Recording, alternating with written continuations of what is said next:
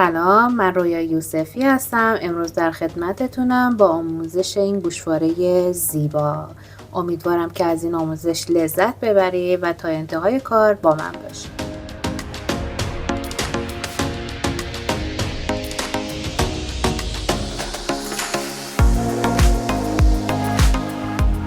ما برای این کار نیاز داریم به منجوق میوکی، طرح دلیکا، قفل. شما از هر نوع قفلی که دوست داشته باشید میتونید استفاده کنید. نیاز داریم به حلقه. من از حلقه های ریز استفاده کردم. سعی کنید که شما هم از حلقه ها و اتصالات استیل استفاده بکنید. نیاز داریم به نخ مس، سوزن منجوق دوزی و بریم برای شروع کار. خب دوستان، برای ابتدای کار ما میایم 3 منجوق طلایی برمیداریم و میبریم انتهای کارمون و 1 دور سوزن رو از تمامی منجوق هامون رد میکنیم و در انتها یه دونه گره میزنیم به این صورت.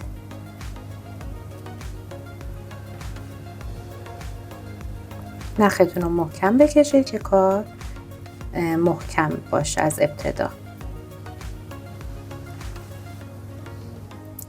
خب دوستان، من میام ابتدای کار، ردیف دوم حساب میشه، میام 2 منجوق طلایی برمیدارم و از داخل این منجوق طلایی میکشم بیرون.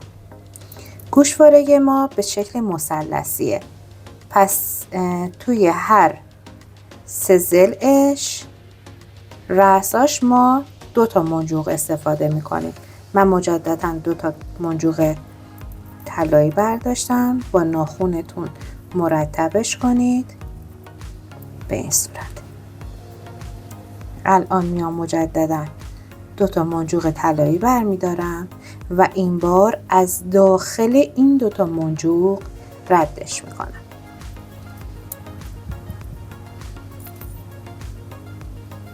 میشه رج سوم.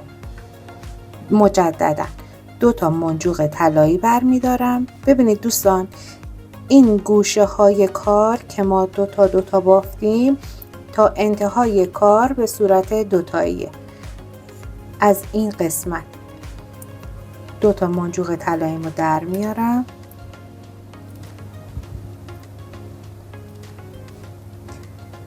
یه دونه منجوق سبز برمیدارم و این بار از داخل این منجوق طلایی میارمش بیرون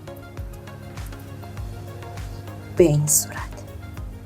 مجددا 2 منجوق طلایی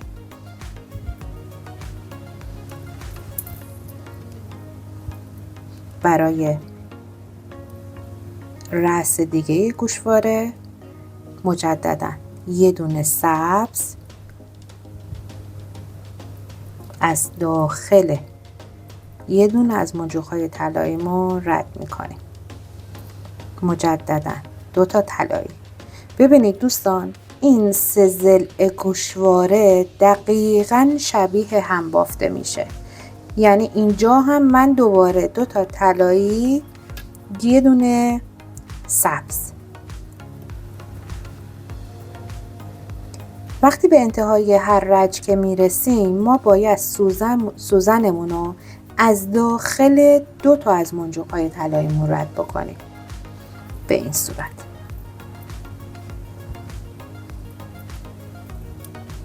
من اضافه کارم رو بچینم نخمو.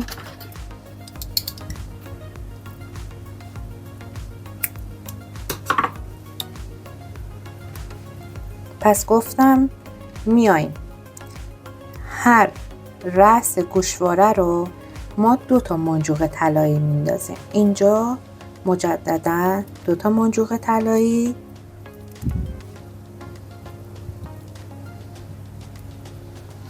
منجوق سبزمون رو برمیداریم، یه دونه دیگه از سوزنمون رو از داخل این منجوق طلایی، منجوق سبز رد میکنیم مجددا یه سبز دیگه از داخل این منجوق طلایی میاریم بیرون.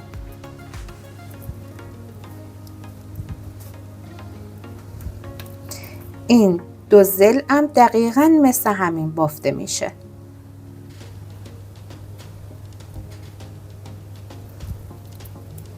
یعنی 2 تا طلایی، یه سبز و مجدداً یه سبز دیگه. ببافیم تا برسیم به ابتدای رج بعدی.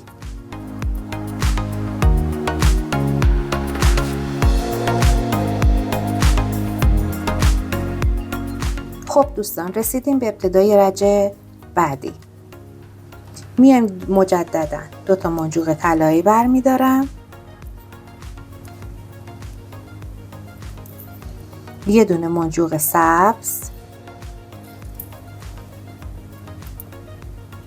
یه منجوق قهوه‌ای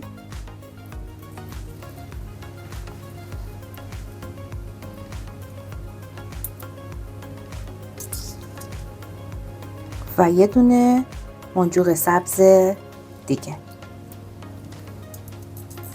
همونطور که بهتون گفتم 3 ضلع گوشواره مثل هم بافته میشه. بریم ببافیم تا به ابتدای رج بعدی برسیم.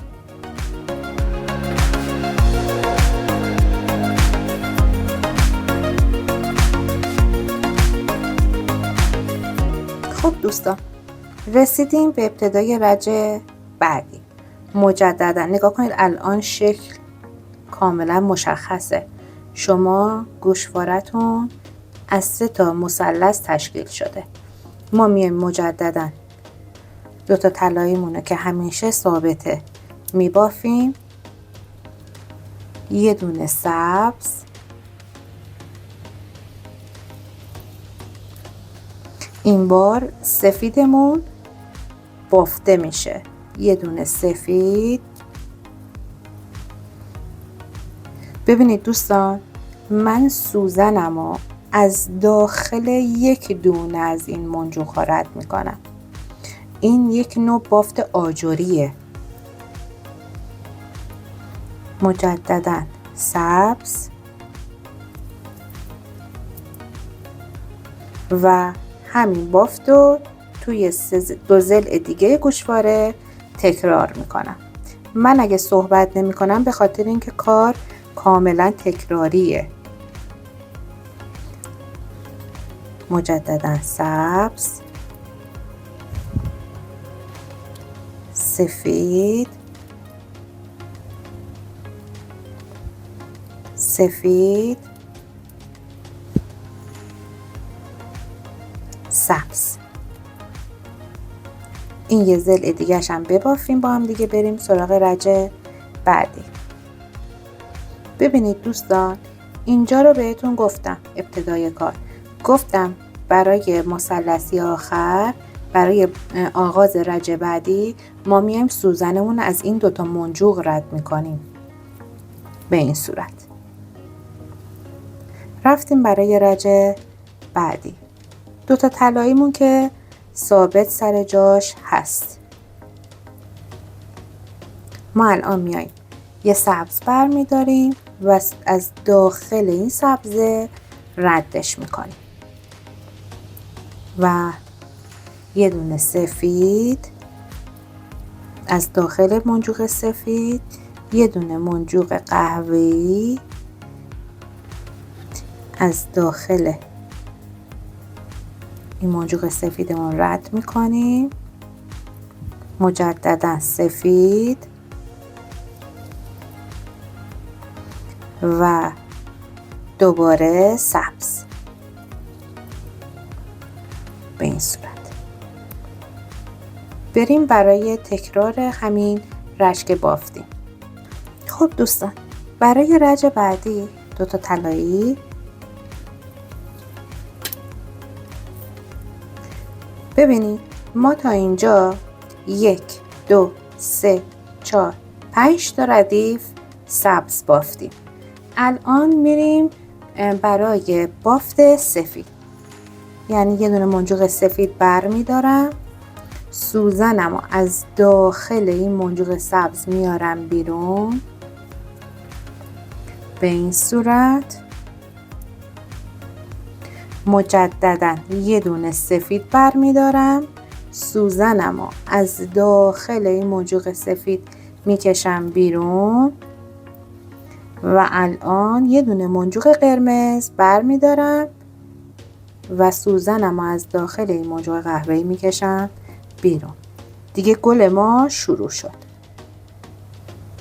یه دونه دیگه قرمز از داخل سفید رد میکنم. خب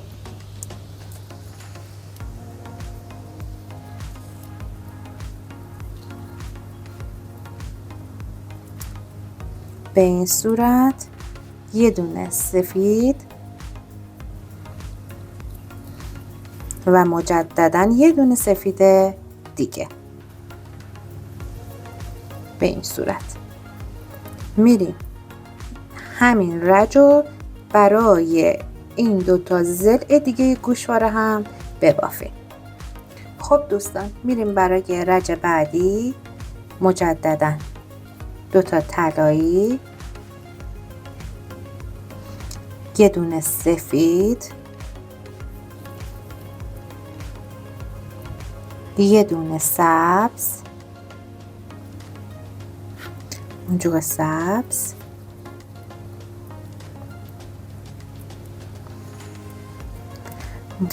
یه دونه منجوق قرمز،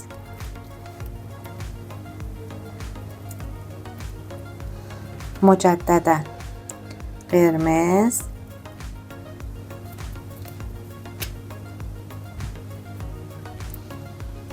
ببینید دوستان حتما حواستون باشه که از داخل، یعنی یکی دونه شما باید ببافید. یه دونه دیگه قرمز. الان میریم سبز، یعنی یک سبز روی این سبزه بافته میشه. به این صورت سفید و تکرار همین رج. دوستان من اگه توضیح نمیدم برای اینکه کار تکراره، من اگه هر مرحله رو بخوام برای شما 3 بار توضیح بدم هم از حوصله شما خارج میشه، همین که امکان داره که من دچار اشتباه بشم توی گفتن رنگ ها. بذارید من این رج رو دوباره بهتون بگم. سفید، سبز، قرمز، قرمز، یعنی سوزنم و باید از این دونه قرمز بیارمش بیرون. مجددا یه منجوق قرمز دیگه و سبز و سفید. خب دوستان ابتدای رج بعدی مجددا دوتا طلاییمون که توی هر رجش ثابته، یه دونه منجوق سفید بر میدارم و از داخل این منجوق سفیدم ردش میکنم. به این صورت الان میام بعد از سفید یه دونه سبز بر میدارم و سوزنم از داخل این منجوق سبزه میارم بیرون. یه دونه منجوق سفید بر میدارم، از داخل این قرمز میارم بیرون. منجوق قرمز. دوستان شما هر رنگی که دوست داشته باشید با هر ترکیب رنگی که دوست دارید میتونید این گوشواره رو ببافید. من چون لاله است به همون شکلی که توی ذهن هممون هست دارم میبافمش. مجددا یه دونه سفید و سبز، یه دونه دیگه سفید و تکرار همین رج، یعنی دوتا طلایی، یه سفید،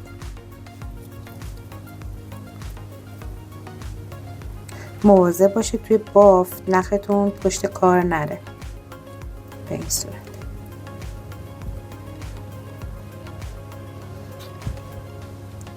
یه دونه منجوق سبز،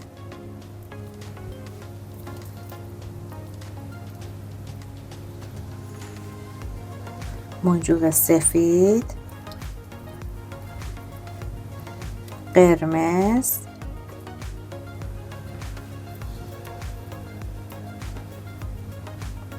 مجددا قرمز، سفید، سبز و سفید. این ضلع گوشواره هم دقیقاً مثل همین دو ضلعیه که من بافتم. دیگه تکرار نمی کنم. خب دوستان، ابتدای رج بعدی مجددا 2 تا طلایی، یه دونه سفید،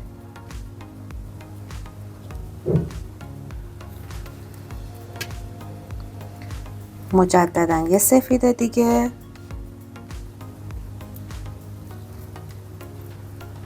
سبز،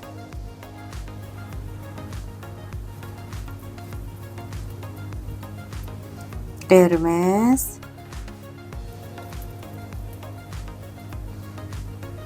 قرمز،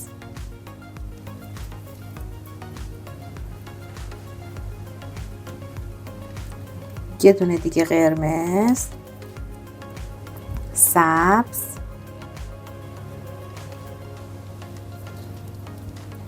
سفید و یه دونه دیگه سفید. میریم دوباره این 2 تا رج رو تکرار همین که بهتون آموزش دادم الان. خب دوستان، الان دیگه تقریبا رسیدیم به انتهای کار. الان من میام این بار یه دونه منجوق طلایی برمیدارم، چون دیگه این گوشه های کار دیگه بافته نمیشه، بافتشون تمام شد. یه دونه منجوق طلایی برمیدارم و سوزنم رو میرسونم به این قسمت کار. نگاه کنید، یعنی من سوزنم رو از داخل تمام این منجوق هایی که این رأس هست رد میکنم و میرسونمش به این قسمت بالای این یه دونه سبزه. به این صورت یه دونه سبز میبافم، سبزمو میگیرم و از داخل منجوق سبز، سفید و قرمزم رد میکنم. از منجوق، یعنی باید سوزنم از این قرمز بیادش بیرون.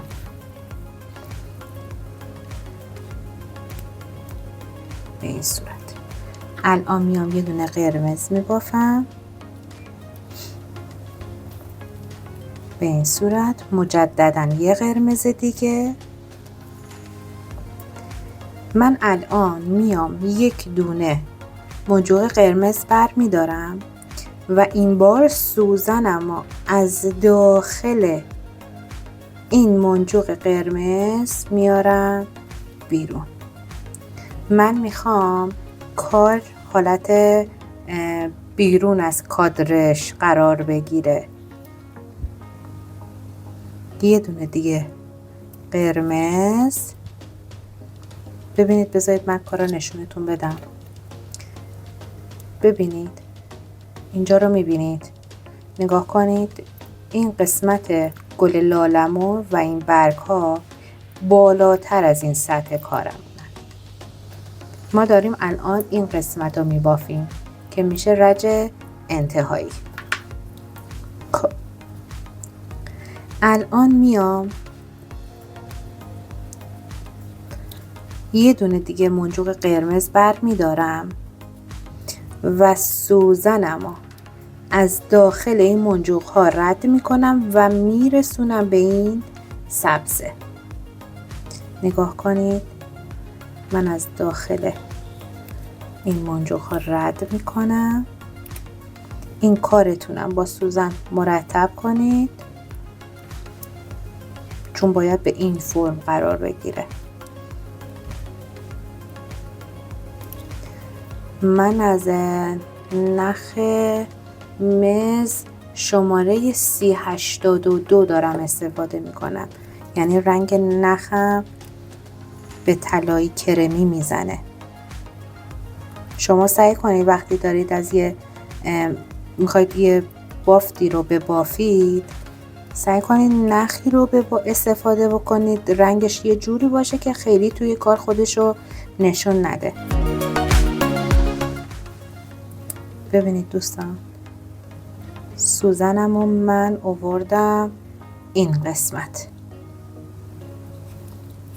باید از این قسمت سوزنم رو بیارم بیرون، یه دونه سبز ببافم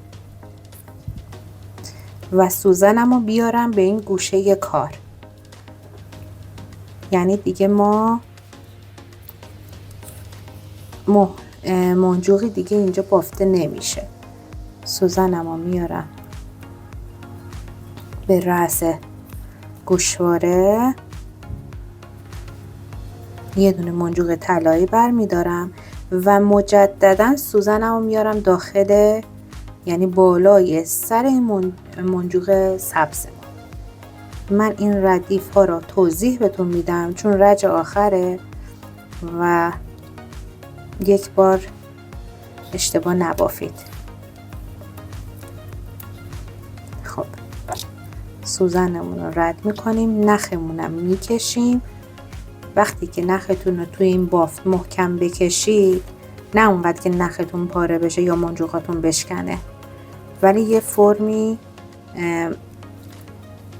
زیبای گوشوارتون به خودش میگیره. خب مجددا اینجا یه دونه منجوق سبز میبافم، سوزنم رو میارم از داخل این منجوق قرمز میارم بیرون، یه منجوق قرمز، یه منجوق قرمز دیگه. خب مثل همون رج قبلی میام از داخل، نگاه کنید، از داخل این منجوق قرمز منجوقم رو رد میکنم، یه دونه دیگه قرمز از داخل این منجوق قرمزم، یه منجوق قرمز و این بار نخمون رو میاریم به این قسمت میرسونیم به این صورت. ببینید من میام اینجوری نخمونم توی کار محکم میشه. من میام نخمو میرسونم به این قسمت.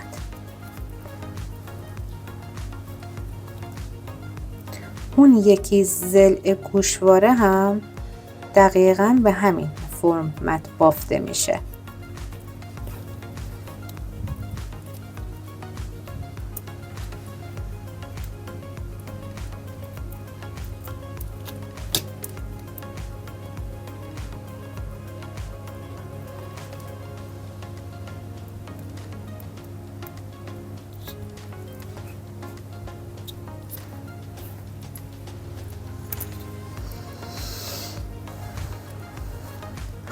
من الان یه دونه منجوق سبزم رو بر میدارم و دوباره سوزنم رو میبرم میرسونم به این قسمت و منجوق طلایی این قسمت هم میبافم. امیدوارم تا اینجای کار از آموزش لذت برده باشید. لطفاً کانال رو ساب کنید، زنگوله رو فعال کنید که آموزش جدید که میذارم براتون بیاد و متوجه بشید. خب دوستان، این ور کار هم، این ضلع کارم، ببینید نگاه کن، من نخم رو محکم کشیدم و کار حالت یه ذره بودارتر وایساده، به این فرم در اومده. این ور کارم، این ضلع کارم، من مثل این دوتا ضلع دیگه میبافم و میرسم خدمتتون. خب دوستان، من به انتهای کار رسیدم. الان میام نخمو داخل کار محکم میکنم و چند دور میچرخونمش. خیلی نیازی نیستش که کار خاصی شما انجام بدید برای محکم کردنش. یه چند دور نختون رو پایین بالا بکنید، برید به سمت پایین، دوباره بیایید به سمت بالا. به همین صورت کار کاملا محکم میشه.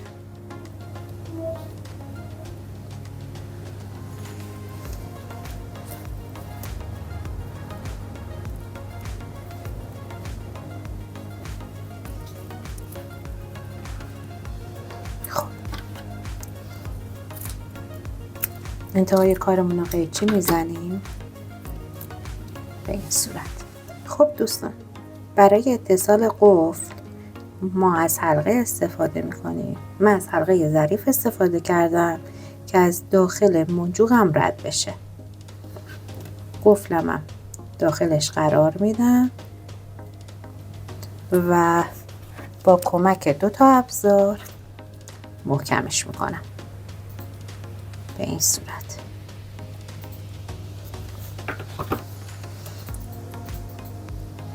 میچرخونم تا این قسمت حلقه بره پایین.